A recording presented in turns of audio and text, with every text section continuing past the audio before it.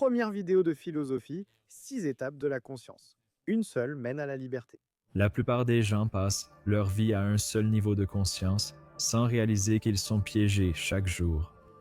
Je ne sais pas où cette vidéo va nous mener, mais je veux dire que j'ai déjà parlé du fait que je pense que ta conscience est séparée par le niveau de conscience de soi que tu as à un moment donné. À quel point tu es présent ou à quel point tu es déréalisé par rapport à ton personnage ou à ton corps, je pense que c'est autre chose qui n'est pas forcément lié au niveau de conscience, mais plutôt à un niveau de réalisation qui fait que le monde te paraît plus réel ou plus faux selon ta perception. Des décisions sont prises, des relations naissent et s'effondrent.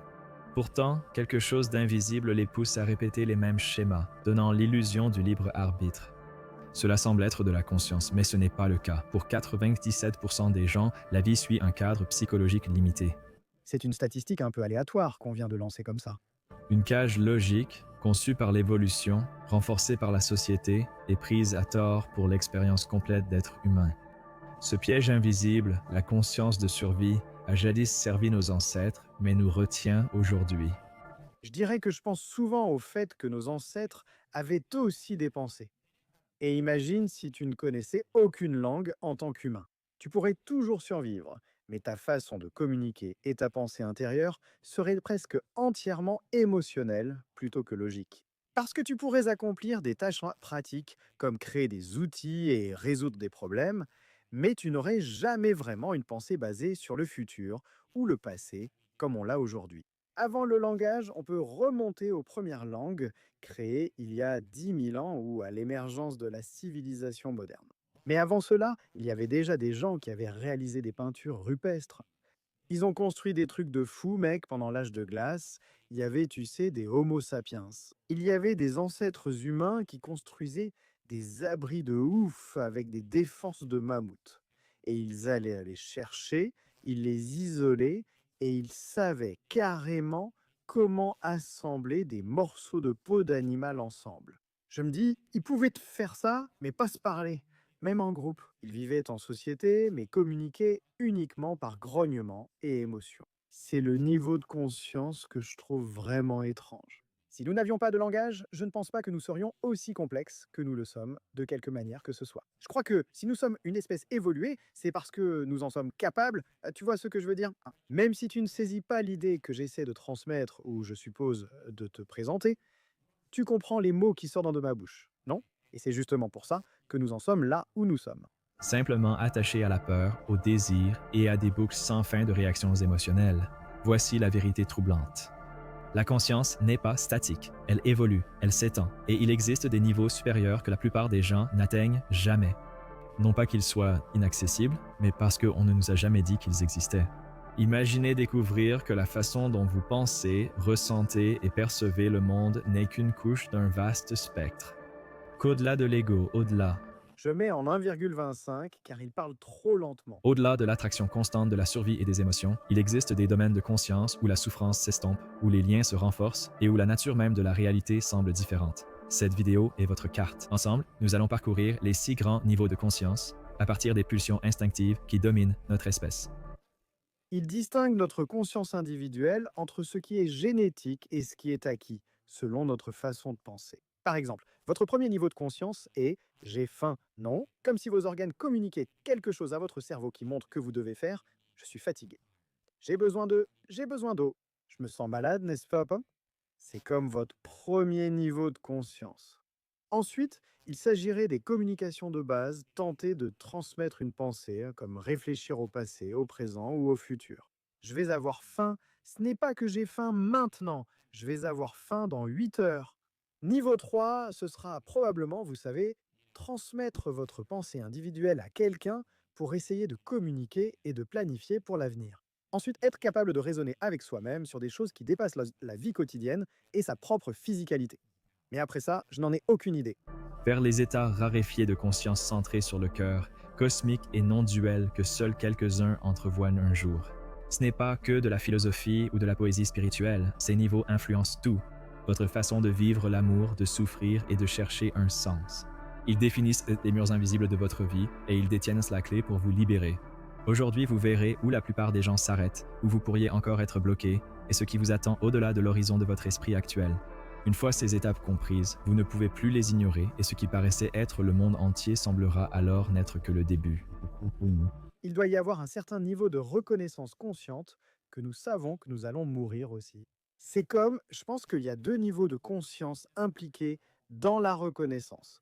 En fait, il y en a trois. Voir la mort autour de toi et survivre sans réaliser que tu mourras aussi un jour.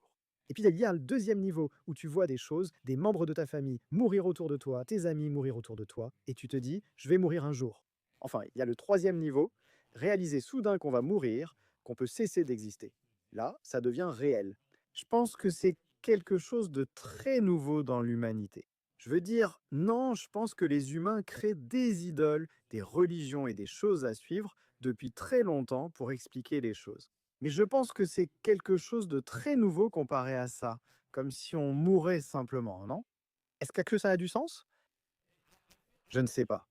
Je devrais peut-être explorer l'histoire de cela et des religions dans la société, en sociologie ou autre. J'ai l'impression que les premiers humains se demandaient ce qui arrivait après la mort. Tu penses qu'ils ont tout de suite pensé qu'il n'y avait rien, qu'on est juste mort? Ou tu penses qu'ils se sont dit qu'il devait forcément y avoir quelque chose après? Je ne sais pas, cela dépendrait de chaque civilisation et de chaque personne, selon ses suppositions et sa religion. Je pense que la religion comble les vides, c'est le dieu des lacunes, mais je ne sais pas laquelle viendrait en premier. Quelle est l'incapacité la plus supposée? Eh bien, je pense qu'il est plus facile de comprendre une continuation après la mort ou quelque chose qui s'oppose à l'idée qu'il n'y ait littéralement rien, n'est-ce pas? Parce que nous sommes remplis de dualité. Donc Dieu est essentiellement tout ce que nous ne sommes pas. Donc ce n'est pas difficile pour un humain ancien d'imaginer quelque chose de tout puissant, de tout spirituel, de tout bon, n'est-ce pas? Quand la moralité a commencé à émerger, on observe divers dieux selon la civilisation et l'époque. La religion adoptée reflétait souvent les épreuves vécues par leur société, comme les sociétés du désert face à celles de l'océan, ou les pays frontaliers comparés aux peuples vivant dans la jungle et confrontés à d'autres réalités. Toutes leurs religions sont tellement différentes et toutes sont liées aux épreuves qu'ils ont traversées. Alors passer de ça à se dire, attends, peut-être qu'en fait il n'y a rien après la mort, ou peut-être qu'il n'y avait rien avant tout ça, non? Avoir ce point de vue du néant sans nihilisme, juste réaliser qu'il n'y a rien, est sans doute un pas en avant. D'une maison bien plus grande. Bienvenue au-delà de la réalité. Commençons par les fondations. Le niveau où la plupart vivent sans en avoir conscience, la survie. La conscience humaine a d'abord servi à survivre avant de s'interroger sur l'illumination ou la philosophie. Le premier niveau de conscience est brut, automatique et ancien. Non conçu pour l'autoréflexion, mais pour survivre. À ce stade, la conscience fusionne avec les instincts corporels. La faim, la douleur, la peur et le désir dictent chaque action. Le tronc cérébral et le système limbique, parties anciennes du cerveau, contrôlent tout et amplifient chaque menace. Chaque récompense paraît urgente. La conscience de survie a permis à nos ancêtres de survivre dans un monde brutal où il fallait trouver à manger, éviter les prédateurs et s'abriter. Réagir d'abord, réfléchir ensuite. Même si le monde autour de nous a changé, ce système d'exploitation fonctionne toujours silencieusement en arrière-plan. Et pour beaucoup, il domine toujours. Je pense que l'une des premières choses qui a déclenché un autre niveau, c'est quand tu as pu te projeter dans l'avenir de l'humanité ou de ta propre vie et te demander, par exemple, comme les gens de l'âge de glace, il fait très froid, est-ce que ce sera toujours ainsi? Est-ce que je serai toujours ici? Puis tu commences à poser des questions qui ouvrent un autre niveau de conscience. La raison pour laquelle quelqu'un te coupe la route dans la circulation et que ton cœur s'emballe comme si ta vie était en jeu, c'est pourquoi les gens courent après la richesse ou le statut, comme si leur survie en dépendait. Tom, attends, merci pour les trois. On parle du zombie philosophique après cette vidéo. Service de messagerie courte, ou finalement, on pourrait relier cela. Je pense que c'est lié à la question de la conscience. Un zombie philosophique, c'est en gros, j'en parle dans la vidéo sur Sonder, que je vais publier la semaine prochaine. Un zombie philosophique, c'est en gros quelqu'un qui a l'air humain, agit comme un humain et se perçoit comme un humain, mais qui n'a aucune pensée en dehors des choses quotidiennes qu'il fait. Il y a toujours un travail. Il fait du 9 à 5, il fait tout ce que font les gens normaux, mais c'est comme une coquille vide d'humain. Ils ne vont jamais vraiment regarder au-delà. Genre, je ne veux pas utiliser le mot firmament, parce que les gens parlent du fait que l'espace n'est pas réel et du firmament. Mais il y a des gens qui vivent chaque jour sans jamais penser à l'avenir, au passé, à leur vie, à qui ils sont, à qui sont leurs amis, à la signification de tout ça. Il y a des gens qui ne se posent jamais de questions sur tout ça. Non pas parce qu'ils se sont interrogés ou ont raisonné que cela ne comptait pas, mais parce qu'ils n'y ont jamais pensé. Ça les ennuie, ils s'en fichent, ils ne comprennent pas. Ce sont des zombies philosophiques moins conscients, non? Maintenant, il n'y a pas vraiment de catégorie d'individus qui rentrent là-dedans, c'est juste un niveau de... Je ne pense même pas que ce soit génétique, je pense que c'est un niveau d'éducation et de conscience sociale, au point qu'ils ont un manque total de conscience en ce qui concerne tout ce qui dépasse la vie quotidienne. Ils s'en fichent, hein, comme les gens qui disent: «Je m'en fous de savoir si les extraterrestres existent, mec, je veux juste jouer à Fortnite, je m'en fiche». Ils n'ont aucun intérêt pour toute conversation qui aborde l'hypothétique, le philosophique, le théologique ou le religieux. Ils n'en ont jamais eu, pas parce que ça les effraie ou qu'ils n'aiment pas ça, c'est juste que ça les ennuie. Je pense qu'il y a une différence entre trouver certains sujets ennuyeux et trouver tout ce qui dépasse ce que tu fais aujourd'hui ennuyeux. Ces gens-là, ce sont des zombies. Cela dépend. Ce niveau de conscience est primitif mais persuasif. Je pense que c'est une toute petite minorité de personnes. Quand même, à quel niveau tu dirais que les gens sont des personnages non joueurs? Ah, je ne veux même pas dire personnages non joueurs dans le sens où, genre, si tu mets du ketchup sur, si tu mets du ketchup sur des œufs, t'es un personnage non joueur. Non, je veux dire personnage non joueur dans le sens où tu ne réfléchis vraiment pas, mec. Genre, tu n'as jamais de pensée tournée vers l'avenir. Ta conscience est bloquée au niveau 1. 5%, mec. 5%, 10%. Pas beaucoup de gens. Je pense qu'il y a des gens qui sont plus actifs dans leur façon de penser que d'autres, dans ce sens, au-delà du simple temps présent. Mais je pense que c'est une question d'échelle. Tu vois, je ne pense pas que ce soit juste tu y penses ou tu n'y penses pas. Il sait comment détourner l'esprit. Étroitement lié à cela, il y a le deuxième niveau, la conscience émotionnelle. Une fois les besoins vitaux comblés, les émotions dominent, filtrant le monde par désir, colère, jalousie et peur. L'esprit ne réagit plus seulement aux menaces physiques. Je pense que c'est ici qu'un zombie philosophique plane, comme juste des émotions.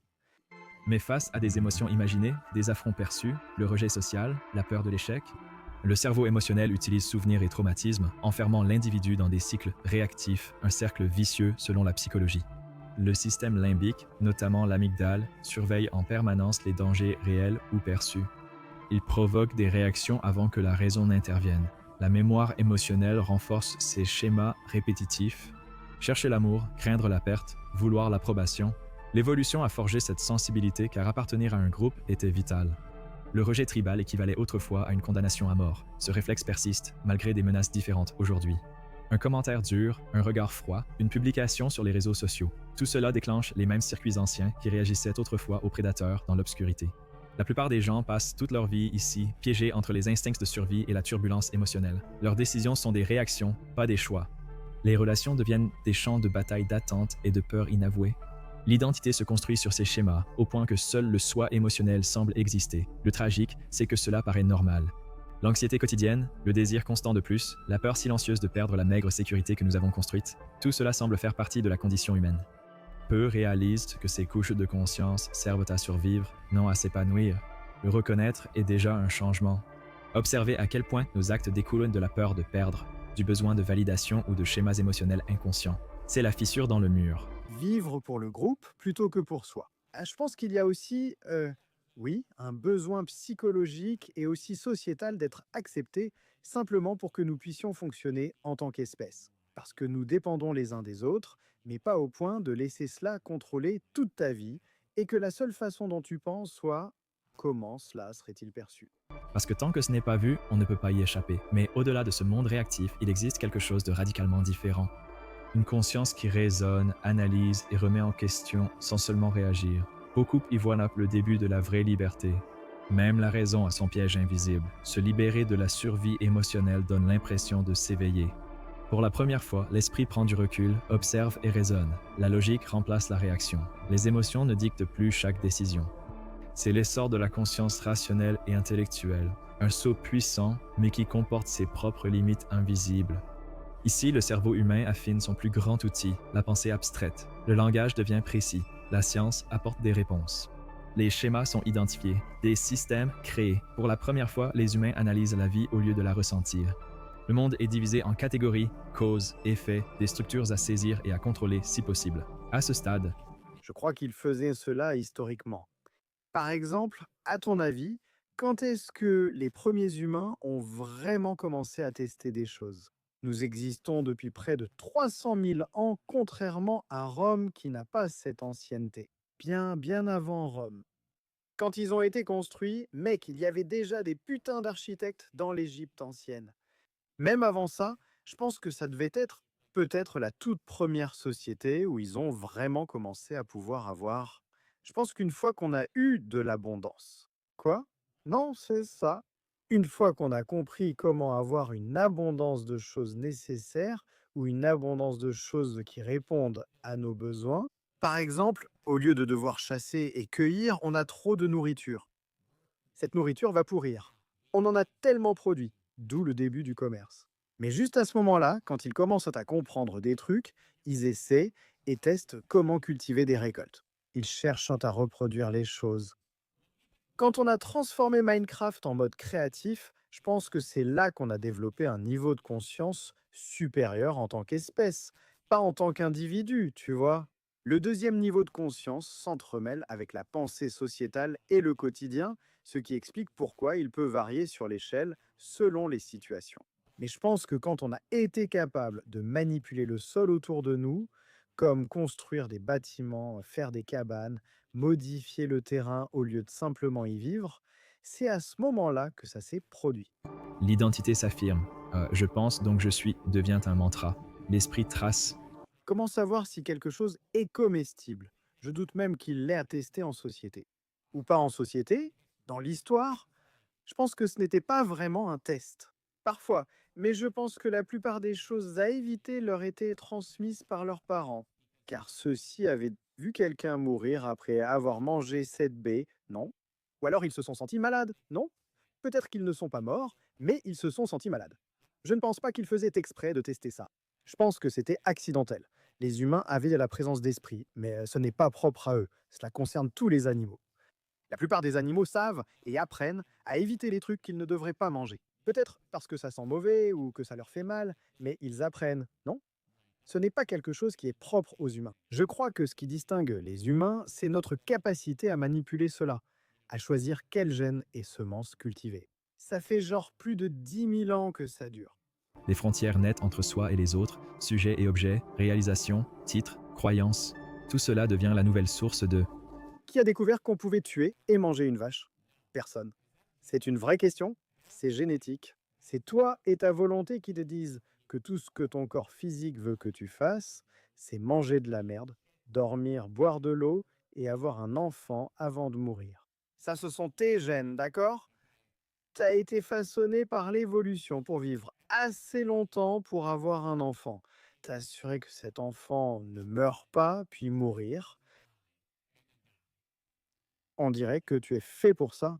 Donc même si tu n'as jamais appris à quelqu'un, genre, oh, tu pourrais manger cette vache si on effaçait toutes ces choses de ta mémoire, tu vois, et qu'on ne laissait que tes gènes et les choses pour lesquelles tu es, je suppose, programmé. Si on te laissait affamer et qu'on plaçait une vache devant toi, tu l'attaquerais aussitôt, car tu es un animal. Au final, nous restons des animaux. sécurité. Remplacer les peurs tribales par la fierté intellectuelle.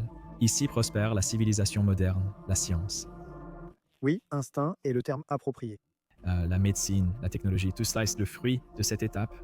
L'esprit rationnel bâtit des villes, rédige des constitutions, déchiffre l'ADN et crée du sens par la connaissance et le progrès.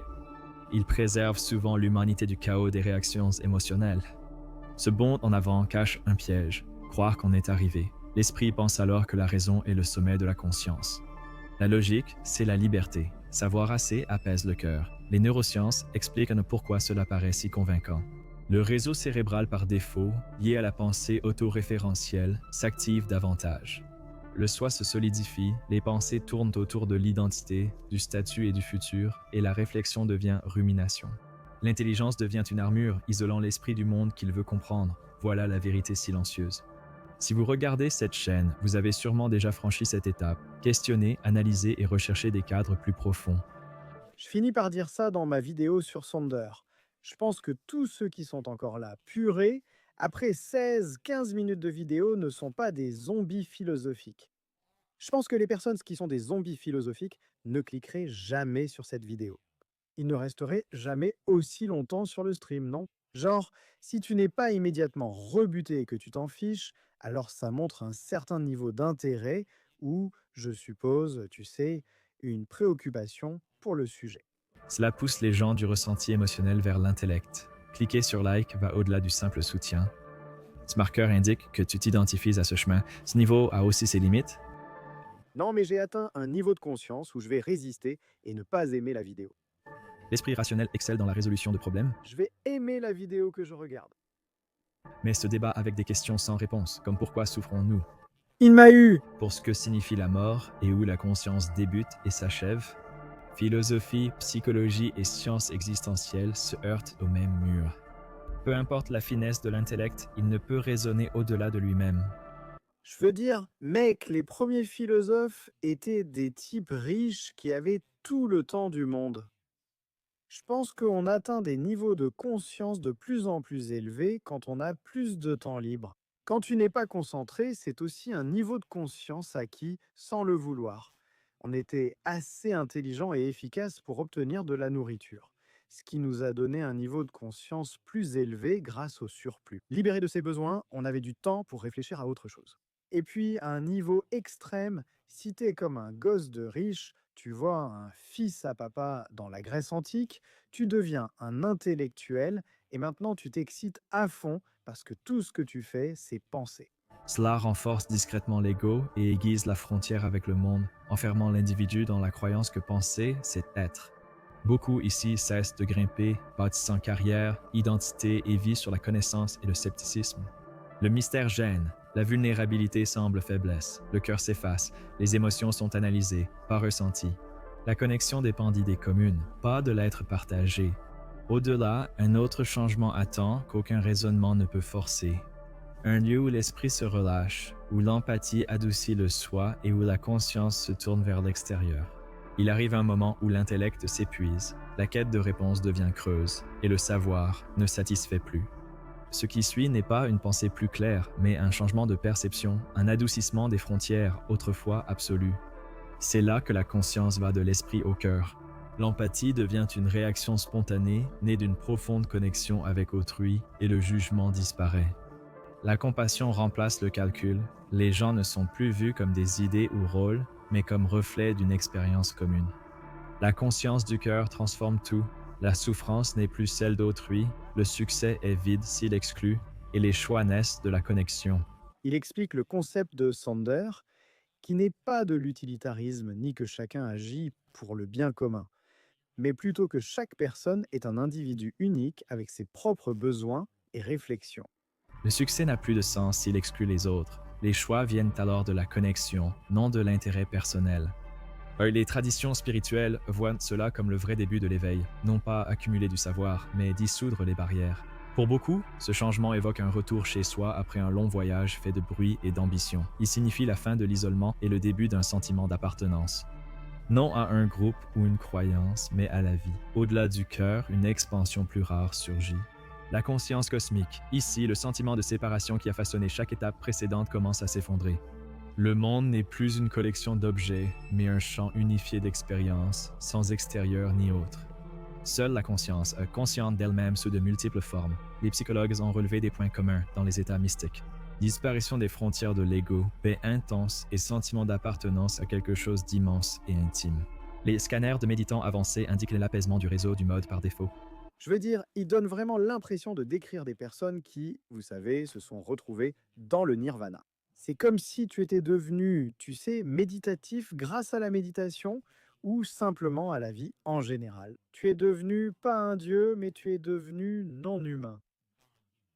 Tu regardes au-delà de l'individu dans un sens physique, sous tous les aspects. Signalant une rare liberté face au bourdonnement constant de l'autoréférence. Dans ces moments-là, il n'y a rien à accomplir. Une forme supérieure, peut-être, Comme si c'était peut-être la meilleure version de toi-même, où tu es une personne très attentionnée, mais tu reconnais aussi cela. Pas qu'on soit dans une simulation, mais que la vie n'est pas telle qu'on la perçoit normalement pendant la majeure partie de notre existence. Aucune identité à protéger. Je ne sais pas si je suis clair. Le temps disparaît, l'espace se réduit, l'univers paraît conscient et relié, et pour la première fois, l'esprit cesse de chercher parce qu'il n'y a plus nulle part où aller. Certaines traditions parlent d'une étape finale, la conscience non duelle. Un état où la distinction entre soi et l'univers s'efface, la conscience subsiste sans centre.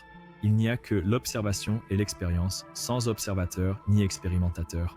Ce n'est ni une échappatoire heureuse, ni une récompense pour bon comportement. C'est la conscience troublante que le soi n'est qu'une pensée passagère. L'identité, les souvenirs, les désirs, la peur, les mots ont du mal à tout exprimer.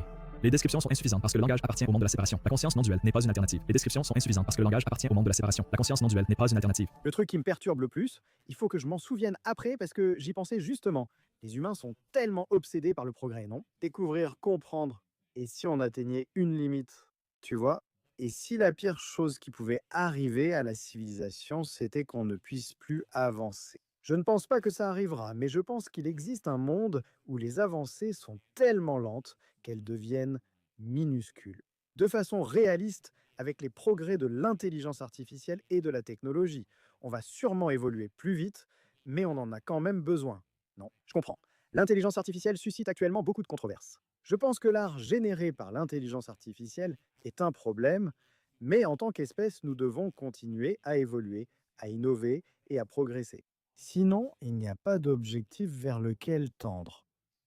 Vous savez, moi, je pense qu'évidemment, hein, parfois, surtout les États-Unis, hein, se concentrent sur ce qui est très loin devant, alors qu'on ne regarde même pas à 3 mètres devant nous et qu'on ne réfléchit pas aux problèmes que nous avons dans notre propre société. Et je pense que beaucoup de pays font la même chose aussi avec la guerre, la pauvreté, le manque d'emploi, les taux d'inflation, vous savez, les maladies, la discrimination. Il y a beaucoup de problèmes actuels auxquels nous ne pensons pas. Mais je pense qu'il faut aussi des objectifs actuels et des objectifs lointains, comme on veut aller sur Mars, non?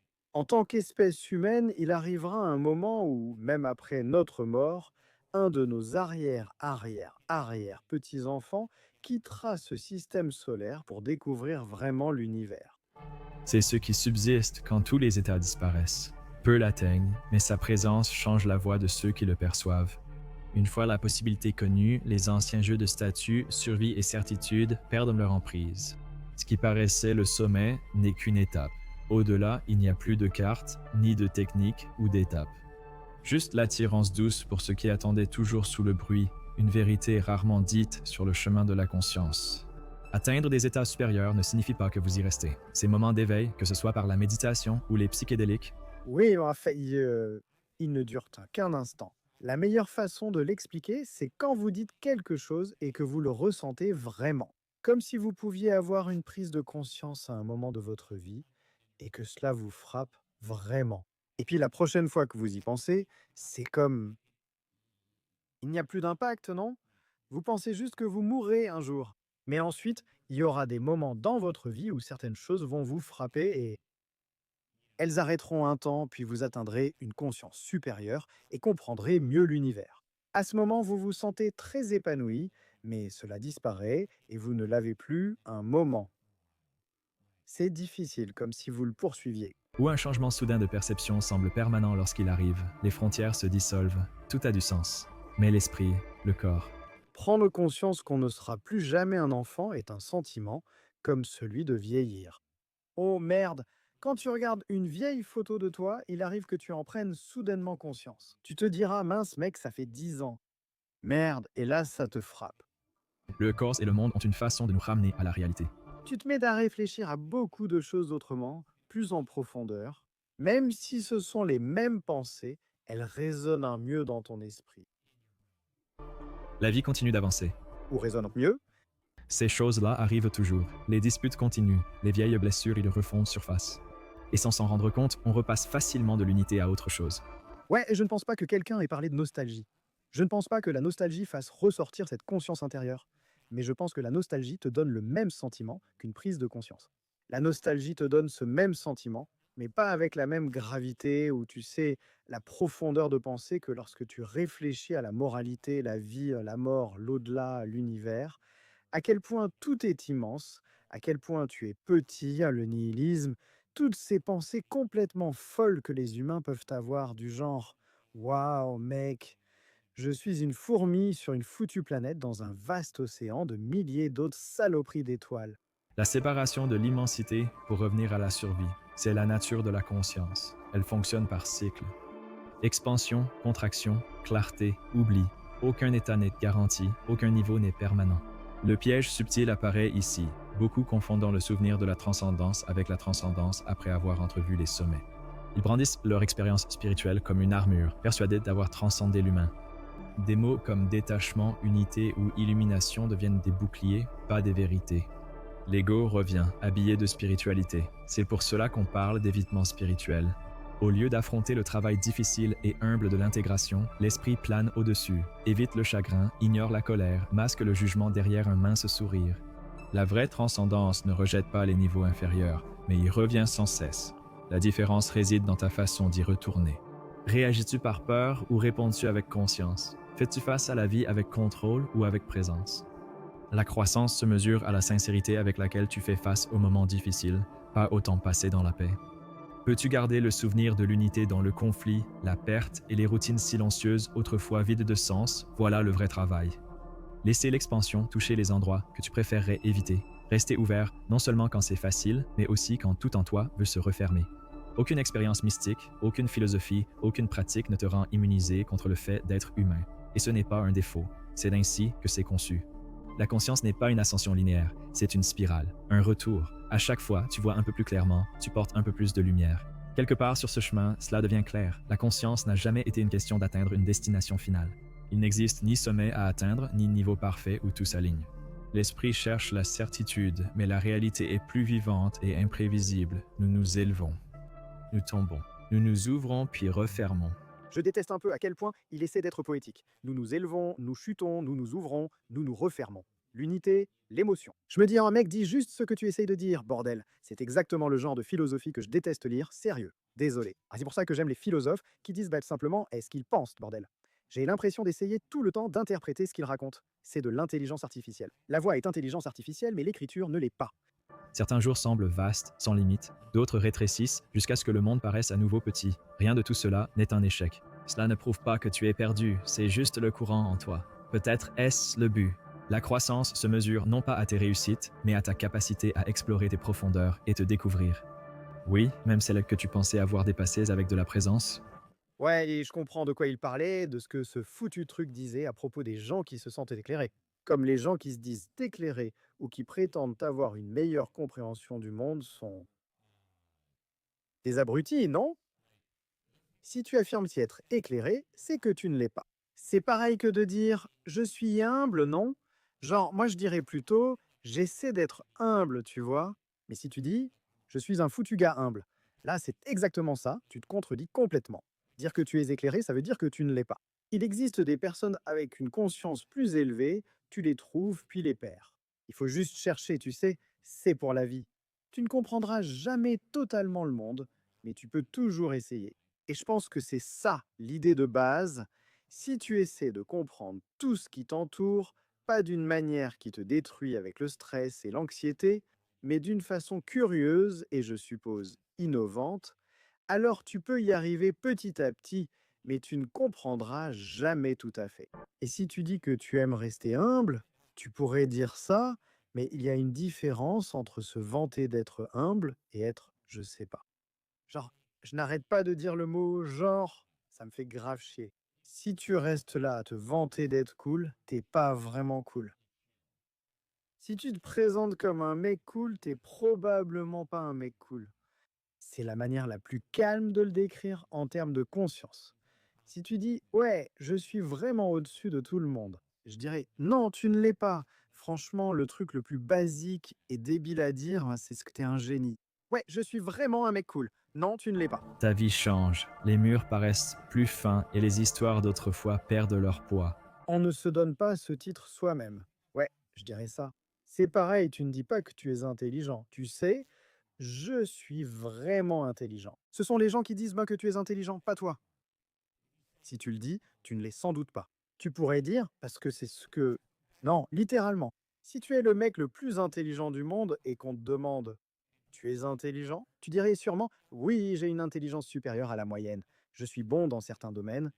Tu ne répondrais pas vraiment à la question parce que c'est un truc de connard à faire. Il y a des gens vraiment intelligents qui sont arrogants et narcissiques, mais ces gens-là ne sont généralement pas aussi intelligents que les plus intelligents, parce qu'ils n'ont toujours aucune foutue conscience d'eux-mêmes. Il y a plus de place pour le silence, pour la connexion, pour ce que cette étrange et belle expérience est vraiment. C'est l'attrait de ce travail, non la perfection, mais quelque chose de plus humain et réel. Bonne vidéo, mais je n'ai pas aimé le côté trop poétique. Tes divagations à la fin. Faisons-en une autre ailleurs.